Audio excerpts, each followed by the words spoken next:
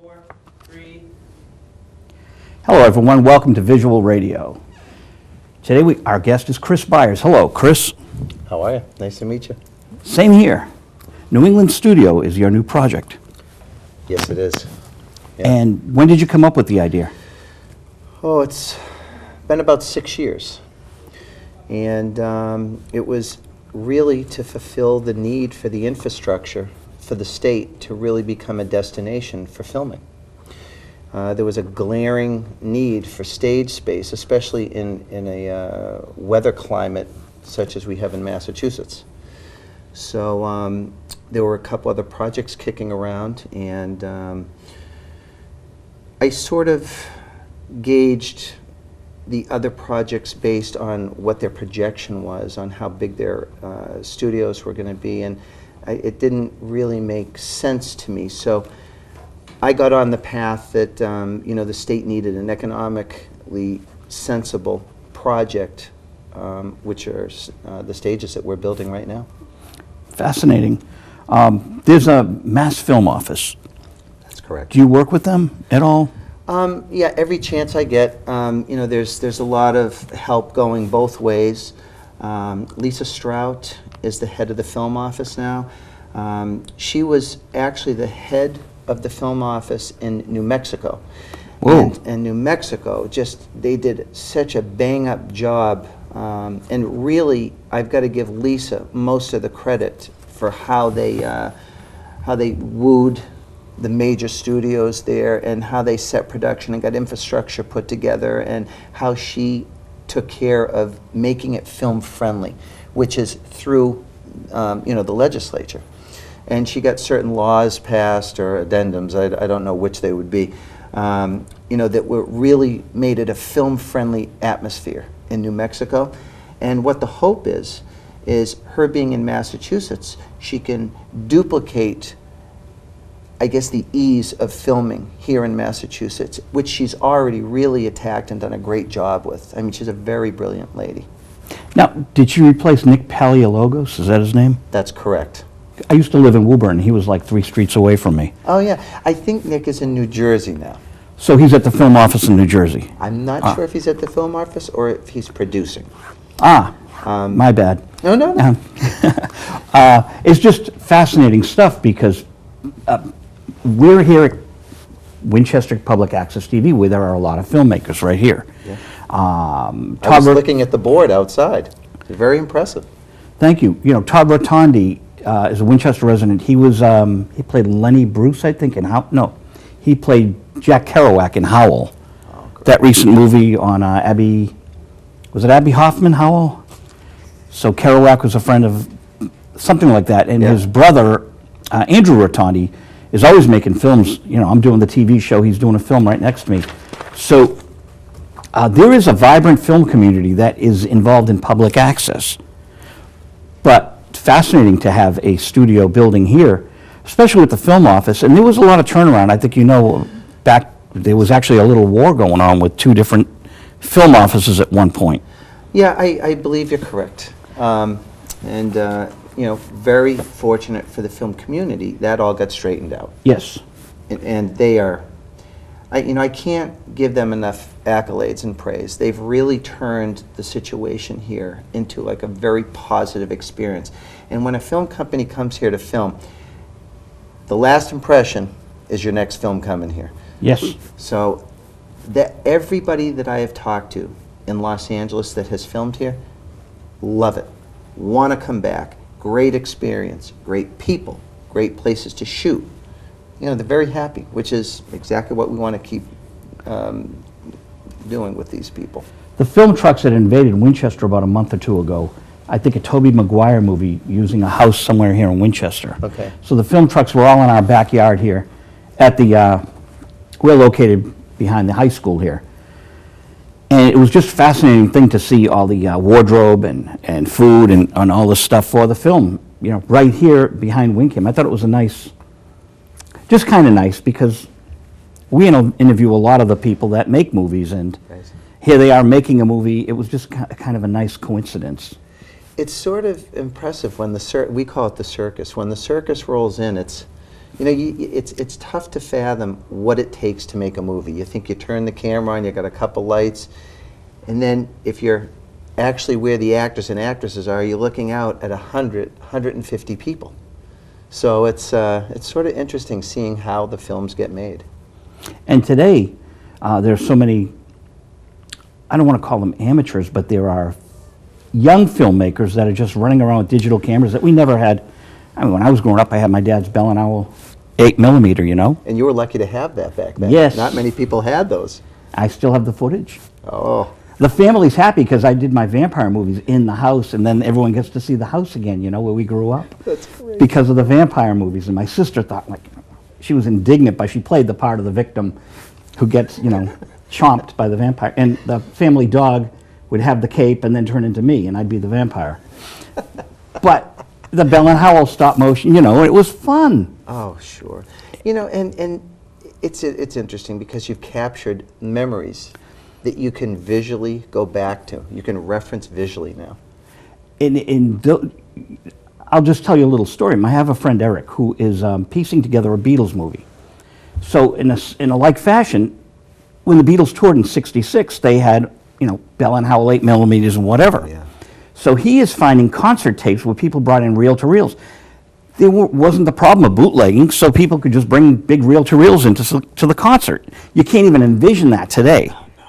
But, you know, so there are these reel-to-reel tapes of the Beatles, and my friend is finding the tapes and the cassettes and whatever, and then the film footage, and he's putting it together. I'm sitting in his office, and I'm watching a Beatles video that never existed. Wow. He's just put this pastiche together, and if there's a glitch where, like, someone's film ran out, and then there's 10 seconds of the song, and then he'll take John Lennon's face, and he'll do a pan, right. and it'll bridge, and then the Beatles are back on stage. It's amazing. Do you know what I found really interesting about the Beatles? I did a rock video with Ringo Starr. You did? Yes. I'm not worthy. Oh, my God.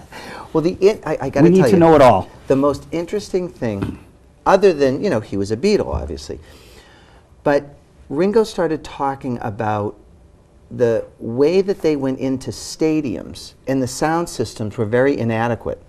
So one of the things that he was claiming that the Beatles really were the nexus for is creating the sound systems for the big venues. And, you know, you sit there and you think about it. I mean, some of those, the old footage, all you can hear are girls screaming or, you know, people screaming. I mean, it was like a frenzy. You know, just absolutely crazy. And you could imagine that now they're on stage in one of these huge venues. They can't even hear their music. So, therefore, they started creating better sound systems, which was really an interesting fact. It's something I would have never have even thought of. So it was interesting talking to him. As my friend's doing this movie, and I want to get back to Ringo, we're finding out who some of the engineers were. The engineer at Dodger Stadium was Nick Venet. Nick was a friend of mine before he passed away, but he had discovered Jimi Hendrix with Curtis Knight on Capitol, and then Linda Ronstadt, Jim Croce. Yep. And wow. So his wife has all these audios. He did Frank Sinatra and the Beatles, and they have all this audio tape that he did of the concerts. Oh, and it's my just gosh. amazing. So you had the great Nick Venet at the big stadium, and no one would really know this because it wasn't a big deal. He worked for Capitol Records. He's at the stadium. And you don't think, it's like, wow, these legends were probably in Boston. I guess at Suffolk Downs where the Beatles played, you could, if you were in the big booth where I guess the gamblers were, Yeah.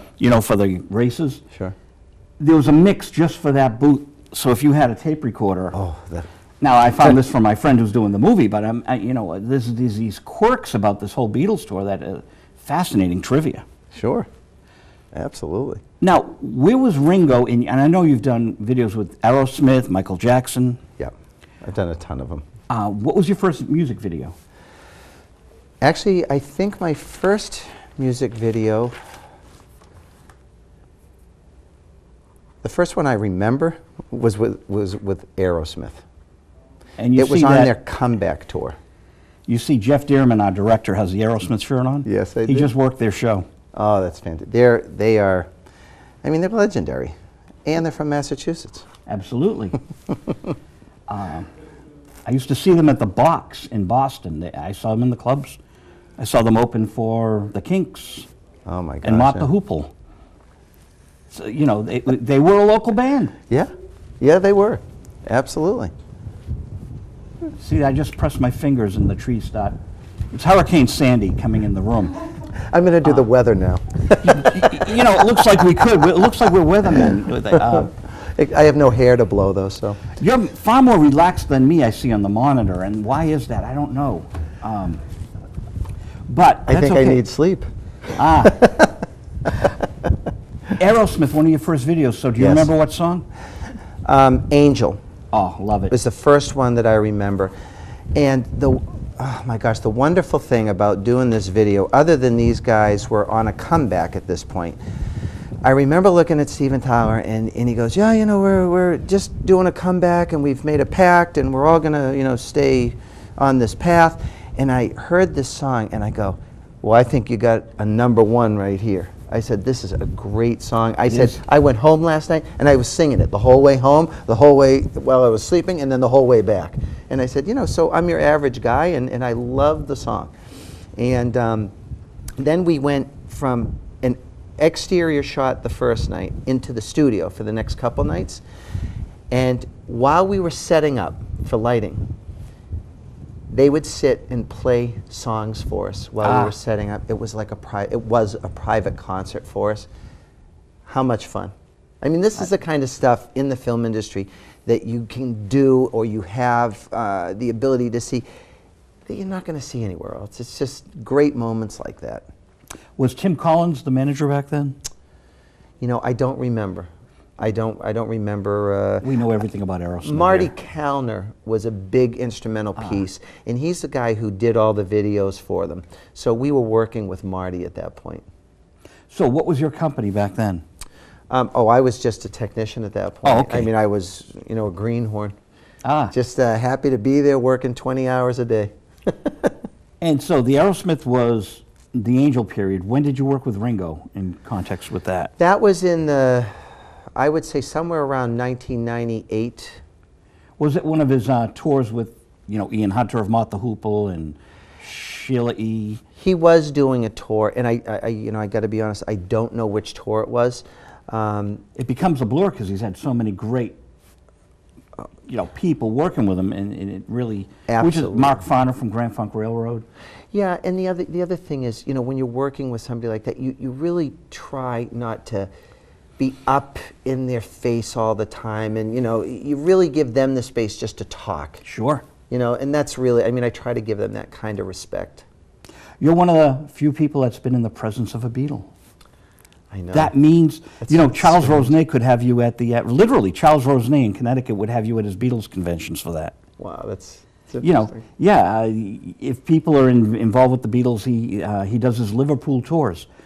And it's fascinating to go and meet the engineers and some of the backing musicians that Oh, sure. are at his events. And it really fills in the gaps because people want to know.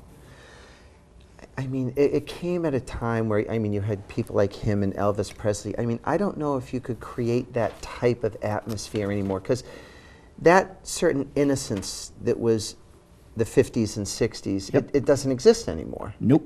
So, you know, it was sort of a romantic time at that point. And, you know, it's nice to watch even old videos of it. It was magic. It was very magical. Yeah. And Yeah. I think you can always capture magic somewhere. But that whole, I know what you're saying, that whole period of years of magic, that's very hard to recapture. Oh, absolutely. I mean, could you imagine women running down the street after their favorite band member? I mean, that was, and that happened. Oh, I think that can happen. Justin Bieber has that, doesn't he?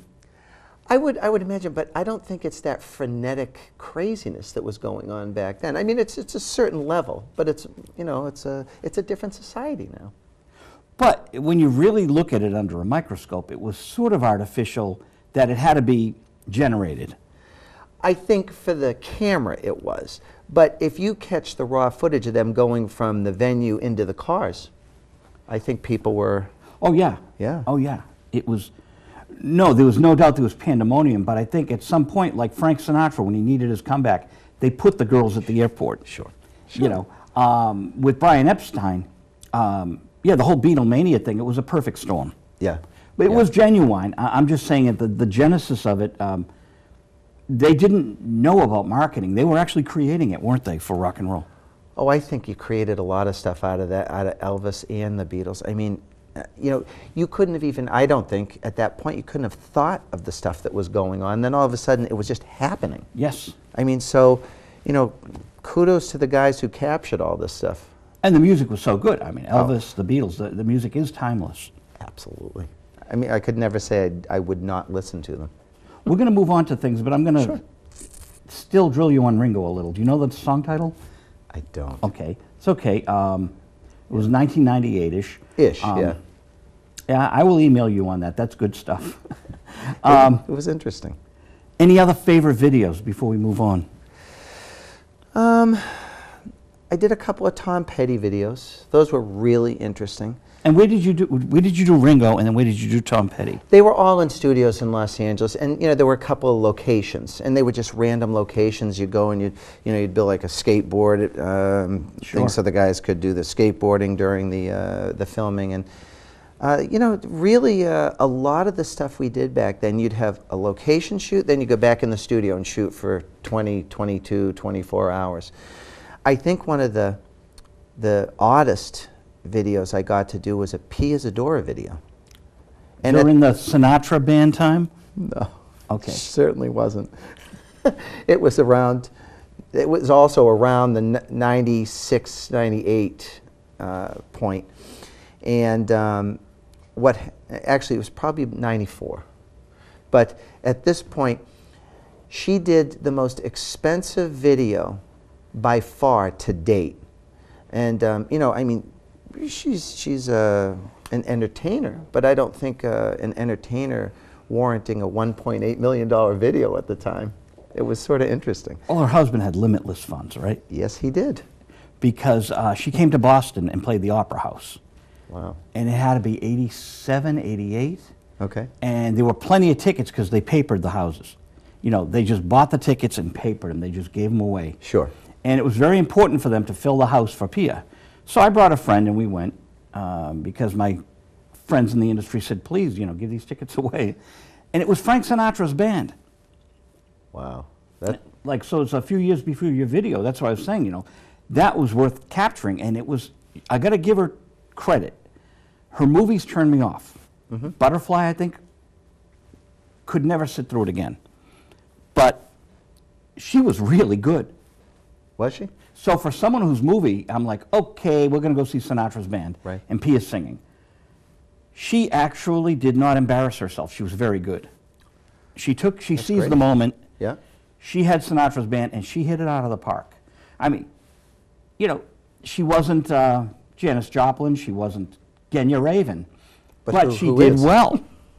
I said, but who is? She didn't fall flat on her face. Great. It was an entertaining night. So she really, for all that money behind her, which can detract from the whole thing, she did a good job. Well, sometimes, you know, having that kind of money behind you hurts your career. Oh, yeah. Because then you become the money child instead of the actor or the singer.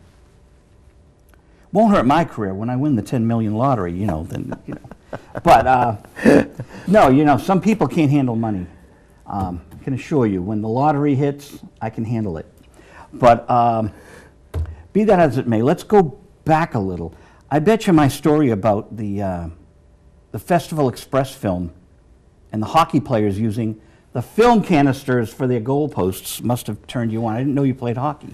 Yeah. Oh, that was the Beatles director who had these films he did, a Festival Express, which for our audience, that was Janis Joplin, the Grateful Dead, Delaney and Bonnie, Buddy Guy, on a train. And the train was like a Woodstock, stopping in Canada at 3 different, maybe 5 different sites where they had these big Woodstock festivals. Yeah. And it was all filmed. And then the film sat in this guy's garage for decades. Wow. Until he did the Beatles anthology. Then it came out after the Beatles anthology. Yeah. So they were playing hockey. You were in high school and you were playing hockey. Yeah. Right here in Massachusetts. That's correct. And then from here, I left and I went over to Europe for a short period, played a little bit of hockey over there. And which film canisters did you use in Paris for the goalposts? Jean-Claude? Anyone I could get my hands on over there. Raja Vadim fills. Barbarella, he was using Barbarella as goalpost. No. You know, it's funny. I mean, Paris was definitely not a hockey town, so you would have to use film canisters because there's nothing else there. And I have to ask you this question. Since Canada is so big on hockey, is that why Paris even had some hockey? No, you know, hockey is huge in Europe. No, I did not know. Oh, absolutely. It's just not a big sport in Paris. So, you know, we were sort of the kids who got clobbered every night. Oh, I didn't. Okay, so they actually knew what they were doing. We were playing one of the Russian teams one night, and I'll never forget this because I think at the end of the second period we were down 9-2, and I had our 2 goals, but at the end of the second period, the goalie came by, and he looked at me and he stopped me, and you know I'm thinking, oh great, here we go, we're gonna have a fight in between periods, and he goes, "You get it," and I go, "Get what?" And he goes, "You get the game. You're an okay player." And I'm thinking, he called me an okay player. You know, that's pretty good. So that was my highlight in Europe, I think. Chris Byers' manual on détente with the Russians. You were in Paris for a year. About And 8 somewhere before Paris, you were somewhere else in France? in Lyon. Okay. Yeah. And what was the culture like? Did you listen to music there? No, I couldn't wait to get home. I got to be honest. So you'd be playing and then you had to get home and get some sleep? Yeah, I mean, it's a full day. You're working out, you know, you're studying other teams sometimes if you have the opportunity to do so, but you're practicing your craft. It's just like anything. If you don't put the hours in, you're not going to get any results. So I was very, very dedicated. I mean, I was an average player, but I was very dedicated, and I wanted to be better every day. So, you know, if I wasn't skating, I was stick handling a puck. If I wasn't doing that, I was lifting or stretching or running or whatever vices I had at my disposal, I'd be at them. So you knew the Philadelphia Flyers and they suggested you go to... That's correct. What were you doing with the Flyers? Were you... It was just a few guys that I knew, and we would be skating, you know, at one of the local rinks. Okay. And, you know, they were just keeping their legs loose during the off season, basically, is what they were doing. And, you know, I was fortunate enough. I got to skate with a bunch of them quite often. Osmosis, I mean, that's amazing. Yeah, yeah, it was great. If you're around greatness, you're going to pick something up here and there. Hopefully. Oh, absolutely. Yeah. It's just the human nature. If you know, you're a smart guy. That must have been a lot of fun. It was. And, you know, that was really the key, is I was having fun. It was really, it was very little pressure, and I never thought of it as pressure, so it was really just next foot forward. Now you can go back and find them and do documentaries on them. But yeah. Okay, so go Paris. skate with them. There you go. Can you skate now? Because you said that you got out of the business because you hurt yourself. Yeah. Oh, yeah. I still skate. Okay. I've in the last 3 years, so I've had actually 4 years. I've had 3 shoulder operations, so it's limited my activity a little bit. But this winter, I'm rearing to get back. It's really a lifeline for me. It keeps me vital. One of my first guests in 1979 was Barry Glovsky of Fusion Magazine. And we've rehooked up through the wonders of the internet. So he comes up here, we have coffee. Because he had Fusion and he had Pop Top. It was like Crawdaddy in the early days of Rolling Stone. Yeah. So he was one of the pioneers. So I invited him on the show on Thursday nights. I'm skating. You're older than me, you're skating? You know, but I guess it's a great, healthy thing to do. Oh, you know, want to know something very interesting is that when I was in Los Angeles, there were a lot of directors and producers who loved hockey. They always wanted to play hockey. So I looked at them and I go, well, why don't you start playing hockey? And they, you know, they're laughing and I go, there's leagues that teach adults who have always wanted to do this how to play hockey. So I actually started going and coaching some of the guys, you know, because they were like, oh, please come, please come. And these guys, I'm telling you, they were like, and I don't mean warriors fighting-wise, but every time they could get on the ice, it made them feel great. It's a game that really does make you feel good. And it's like flying, isn't it? You're kind of like, If you can skate. Yeah. You know. I used to wouldn't- fly. I think I just sort of coast now. Now, see, if I'd met you a year ago, I wouldn't have known that. But because of Barry, I'm aware of that. But a lot of people aren't, that there are these leagues for adults. Oh, yeah. It's just, I think it's great. And, you know, it's an expansion of your youth. Why shouldn't you be moving? I go up to the treadmill at the gym. You wouldn't know it by looking at the screen, but I do. That's enough for me. God bless you. You can skate. Good enough. So then you had an injury. Yep. And your brother was doing a commercial. Yep. He's a director of photography. He still is to this day. And yeah, he was doing a commercial. So I was, as anybody would be, I was just interested in seeing how a commercial was filmed, or how anything was filmed, really. And I went down and I, helped them out a little bit, as, just carrying things from point A to point B. And after about 19 or 20 hours, they wrapped, and my brother and I went home, and I looked at him and I asked him if he was out of his mind. And he said, well, what are you talking about? I go, why would you want to do anything 20 hours in a day? I said, that's crazy. I thought I was dedicated playing hockey. 20-hour days. It's obsession. Yeah. It's obsessive compulsive. Anyone in the film industry. Yeah. If you're not dedicated to it, it's not a good industry to be in. It really is. And if it's not interesting to you, you shouldn't be in it. And if you can't keep it interesting for the viewer, there's too much competition that will find something interesting. I believe that 100%.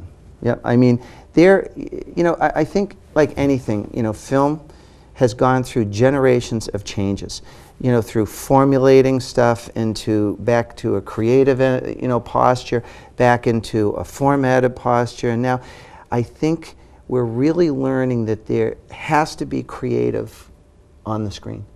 And I think that people are really going back to it. And I think the other thing that's very interesting is, you mentioned the kids with the digital video cameras. I think that they're the ones who are pushing Hollywood to really step it up. Because these kids are so intelligent and so smart, and they just go out and do things.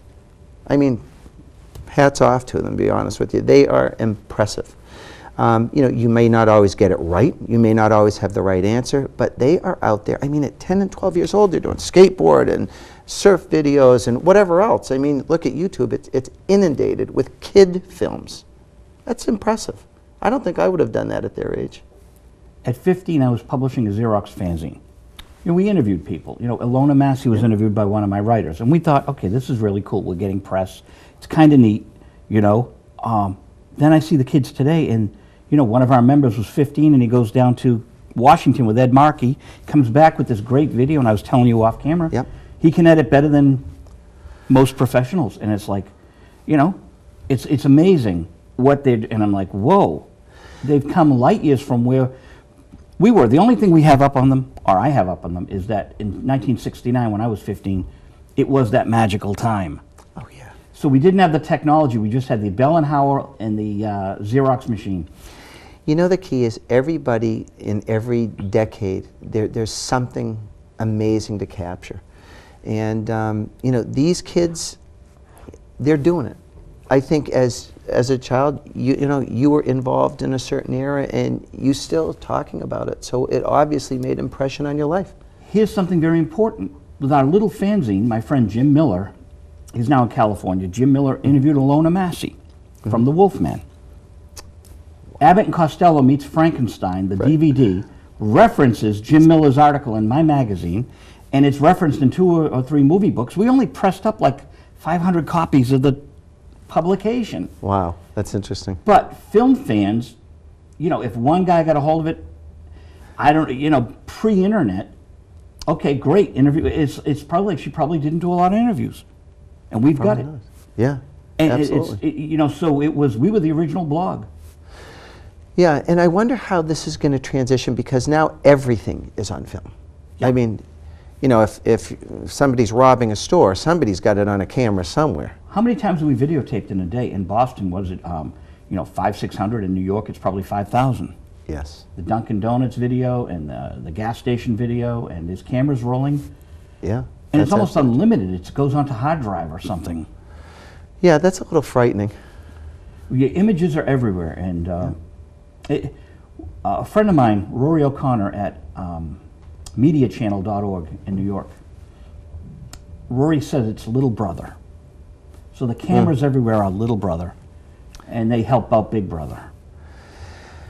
It's a little scary to me. Well, they know our personalities from our emails. They just have to read our emails and they get our personality, they do a profile. Then they have the pictures to go with it. Yeah, that's very true. I know a lot of people who still will not engage in emails and stuff. It's interesting. And I can't say that I disagree with them. I sort of respect it. Email accounts get hacked. Look at Sarah Palin.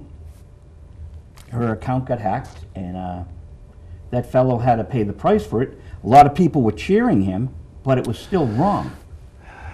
I think everybody is entitled to privacy. Yes. And I think that, it's gone so far over the boundary that it's not in good taste. And I don't appreciate it, what's being done there.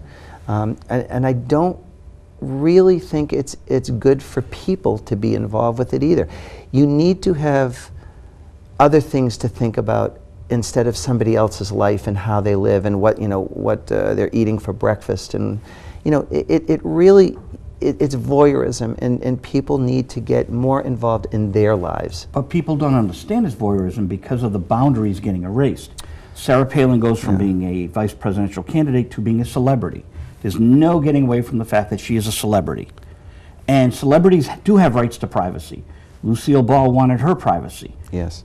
But the culture has it that everyone wants to know everything about these people. So there's this give and take. What is a Beatles fan? The word comes from fanatic. Oh, yeah. And there we are looking for, you make a movie, you want people to be fanatical about your movie, but not to the point where they're bootlegging it and they're BitTorrenting the movies, which is a horrific new erosion of intellectual property, these BitTorrents on the web. People can take a DVD and then suddenly there's some island off of the coast has the server and everyone's file sharing, a brand new movie, and it's not right when that happens. How do you think those get out there? Well, in the case of, I want to talk about you, but I did a DVD with Marty Ballin. Yeah. And as a director, I'm horrified that the sales got really crushed because I'm finding BitTorrents all over Google. Mm-hmm. And I'd get them to the manufacturer and I'd say, hey, guys, and they have a girl in the department that goes after them, and some of them she got rid of, she could eradicate. Some you can't. And it really hurt because there are a limited number of Jefferson Airplane fans. Yes, there are millions, but it's a different time. We would have done a lot better 15 years ago than this era of, on the internet, these people who are taking the intellectual property are arguing how they're promoting the movie. We're promoting it. If we didn't, it's like having a hit on the radio. We're the radio station promoting your hit, and it's a false sense of logic. That's totally false. It's still theft. Yeah, that's absolutely true. And so, which brings us to the fact that you now want to get a studio in Boston where this craziness can happen to the films, the great films that you want to make. Well, we are putting up just a phenomenal studio. And you can see it right behind us, people. That's the actual... that is the full build-out. That's the full build-out. That's correct. Our first phase is 4 18,000 square foot state-of-the-art studios. And, we have the fortune of learning from stages being built for 90 years. Right, and yes. The other thing that we're very fortunate with is that the huge technology curve that's gone on in the last 15 years. We have no legend at our studio, where most of the studios already have their legend built in. So now we will be at the top, the apex of the technology bubble at our studios. And The stages, I think we've made, little modifications here and there to really make them some of the most efficient stages in the world, not just in New England or in the United States, in the world. So we will have a world-class facility right here in Massachusetts. Along with the stages, we have 30,000 square feet of production office space just to help the stages. So on the bottom floor, you're Just for the stages? That's correct. That's amazing. You'll have about 20,000 square feet where the production company will come in and take as office space and make little editing bays and maybe even little screening rooms. And on the bottom floor, obviously it's the entrance to the production office space, but we have hair, makeup, green rooms, and dressing rooms. So the actors and actresses, in case we have weather, they can go right from their dressing rooms into the stages, and it's all secured. And like you said, you've had 90 years of past experience to look at. That's correct. And, we have, this parcel is 15.9 acres, and then the rest of the build-out, which is from where the two, sorry, I'm going to try to do this. This is how a weatherman feels. These two buildings up there, that would be the beginning of the next phase. Ah. So from there forward is the second phase. And we're hoping that our projections are going to be correct, and we'll be booked out in the from the day we open, and we will get started on that next phase fairly quickly. Will there be a music recording studio there for an orchestra or whatever? We don't have plans for that right now, but the way that this whole studio works is the front of the building is all office space, and one of those two buildings that I tried to point to, that's going to hopefully be a visual effects company, and in there you could have facilities for sound or recording sound.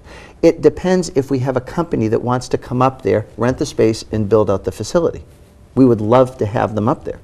So it depends if there's companies that are ready to come up and be our tenants up there.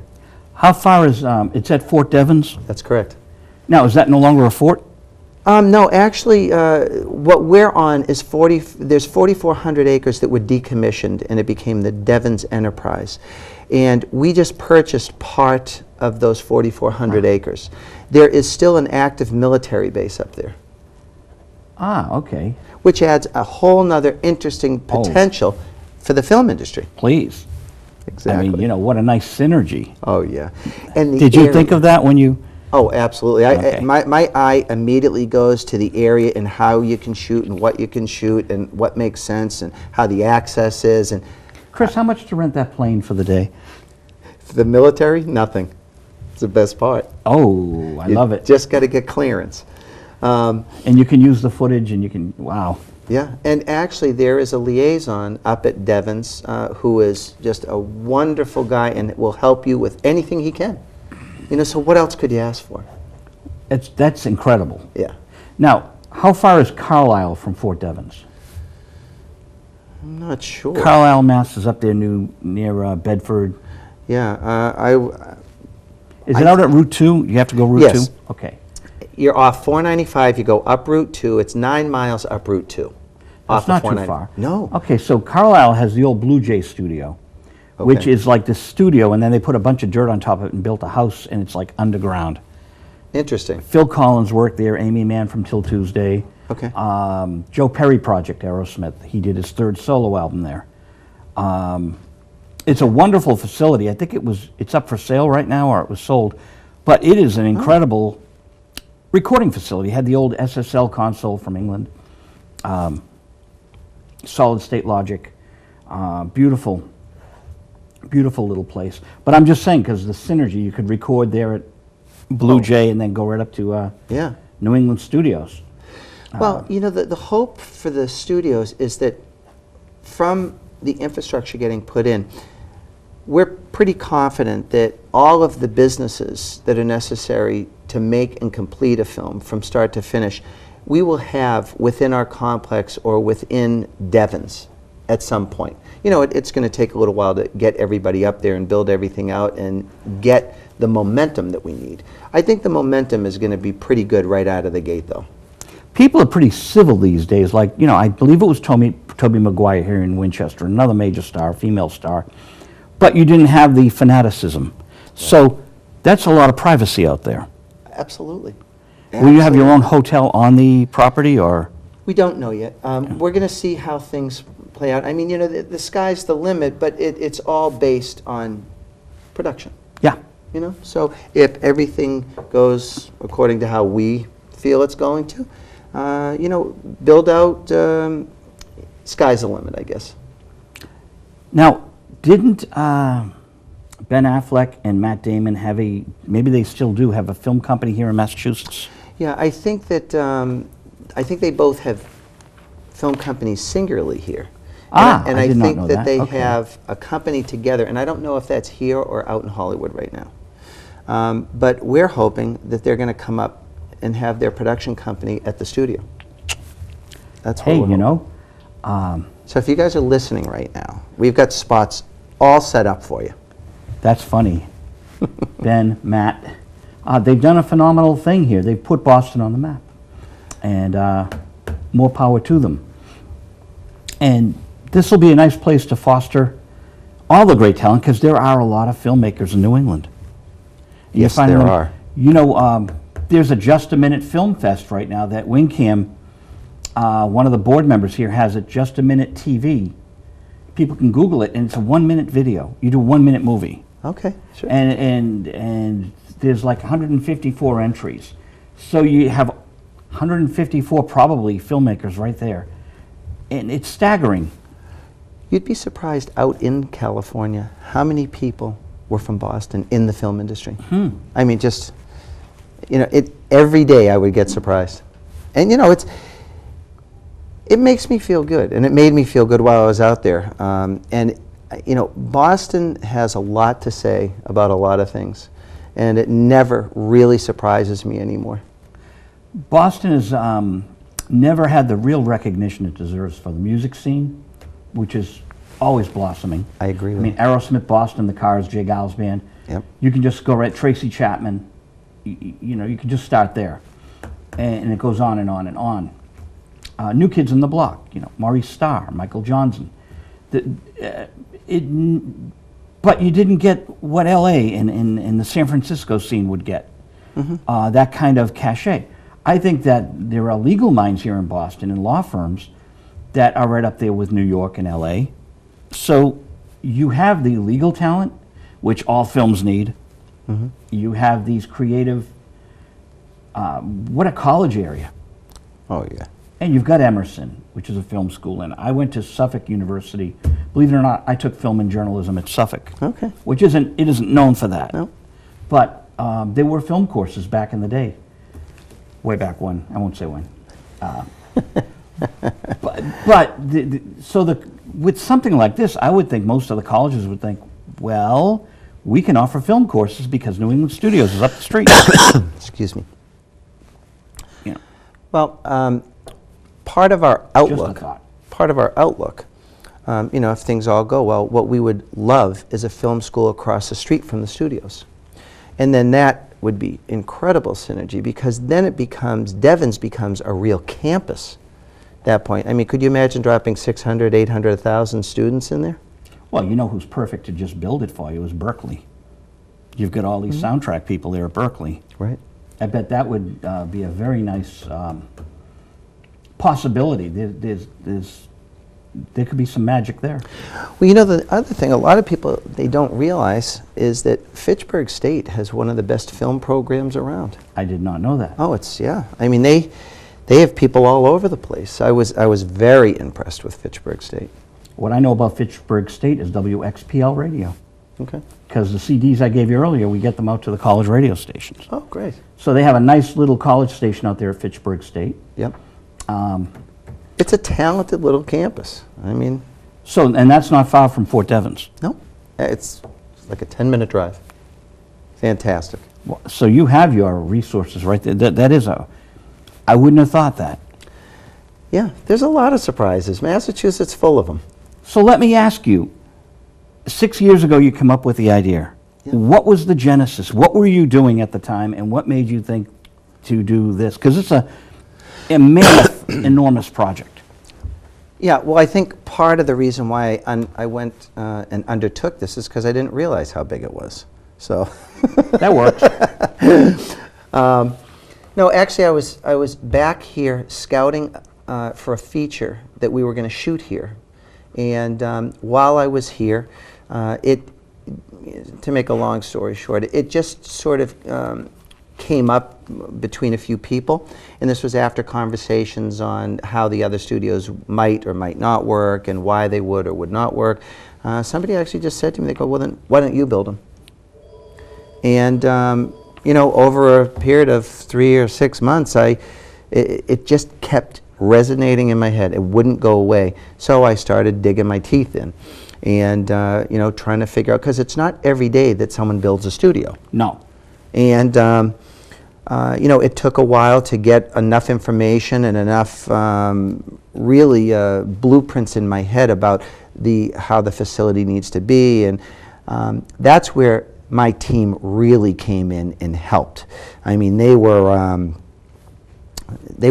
instrumental. I mean, let's face it. I mean, I'm not a construction person, and most of the people in my group are really well versed in construction and business, and these guys, after we got all the information together and sort of understood that we were all in this together at this point, they really made this thing work. So I don't know if I answered your question, but that is how this whole thing came about. I tried to abbreviate a little bit for you. No, you did.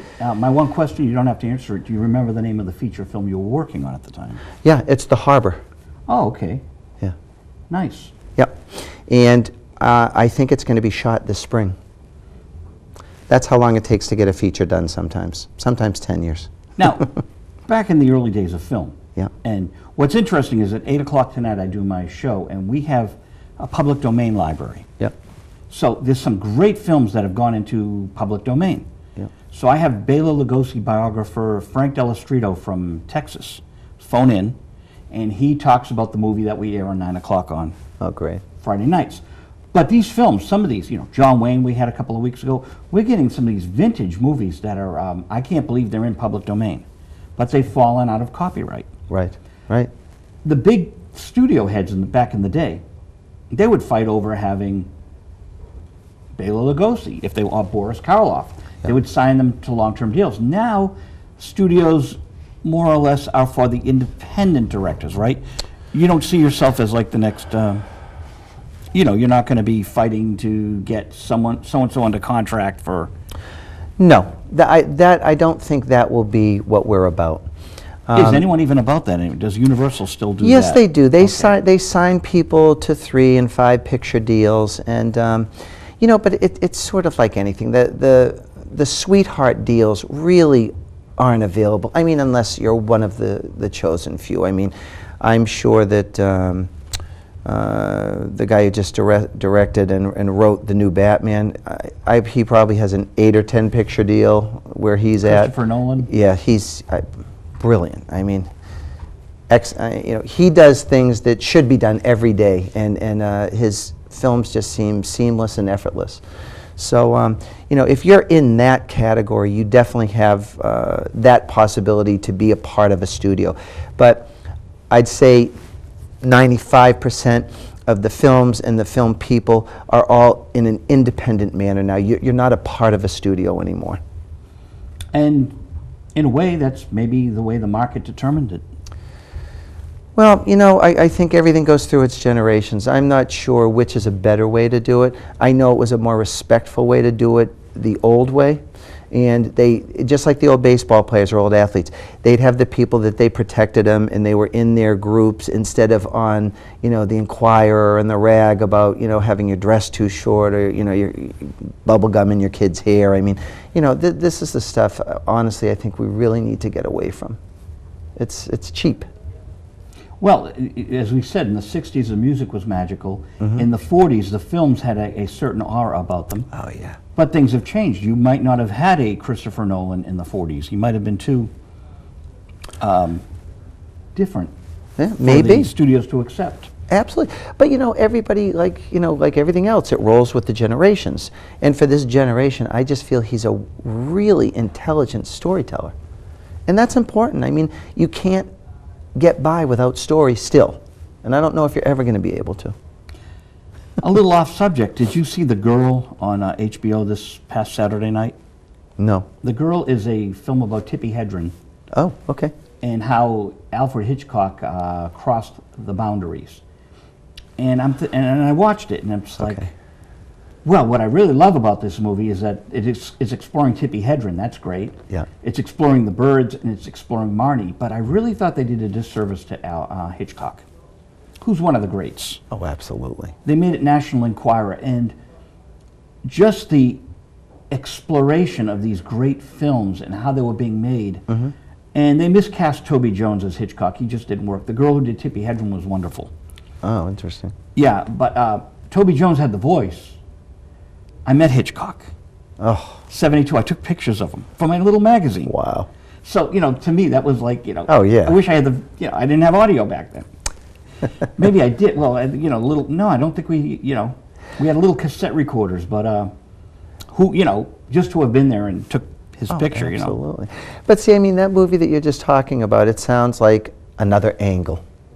Well, it's HBO cashing in on this sleazy story of his womanizing, and he was a married man.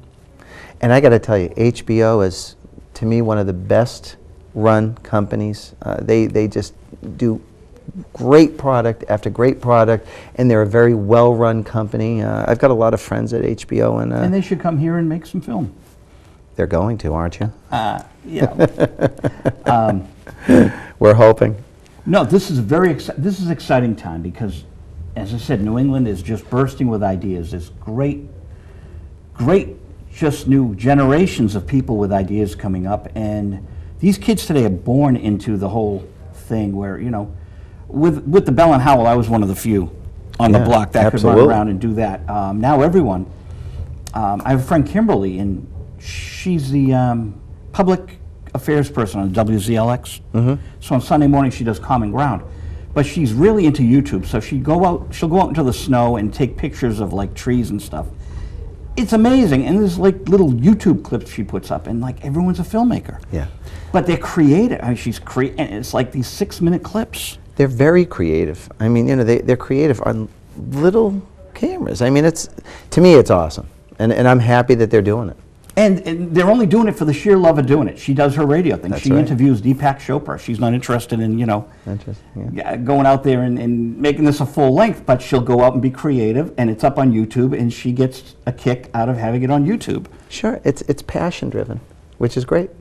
which only helps just that everyone's into it. You know what? We've had such a great reception, and people have been very interested and happy this is happening. So I think people generally just love film. They do. We have about 2 minutes left because I keep the show to 55 minutes. Can I say one thing? You can. That's why I'm saying we have. I just want everybody can follow the progress of the studios at nestudios.com, which is above this. We're right here. So we try to update the website as often as we can. We show what's going on with the construction, and we give little updates sometimes twice a month. So please, if you're interested, follow the website. And I'm going to thank you right now, and then I'm going to talk to our director right on camera. But Chris Byers, thank you Thank you so much. for It was coming a out pleasure. here to WinCam. It was. And hey, Jeff, I logged that we started at 5:43, and our show, people, is 55 minutes because Boston, our Boston affiliate, keeps shows at 55 minutes. So across the board. Excellent. And I'll tell everyone the views and opinions here on Visual Radio are those of the host, my guest, and not necessarily those of the board of directors, staff, management, and members of Winchester Community Access and Media and all our other stations in Billerica, Boston, Somerville, Cambridge, and all over the map. We're all over the place. Thank you very much for watching. This is Visual Radio with Chris Byers of New England Studio. I want to thank our director, Jeff Dearman, who just came back from the Rush concert last night. He's the dancing usher, you know, on the hockey games. Oh, okay, great. You ever see him on TV, the dancing usher? And I got to tell Chris, our other co-host is John Byers, John from Medford on EEI, and so That's right. maybe you're related. And thank you, WinCam, Dave Gauthier, Judy, Sean, Anthony. That's our show for today, and I will date it. It is October 25th. Got me. 2012. Thank you, everyone. Thank you, Tracy. Thank you, everyone. That's Visual Radio. Thank you. Is that 55 minutes, Jeff? See, I was watching. No, I keep it to 55, Kevin. This is Kevin Russo. How are you, A Kevin? filmmaker? Yeah. See, he's a filmmaker. See that? Nice to meet you. Good to see you. I haven't seen you in ages. You want to co-host my show tonight? Good.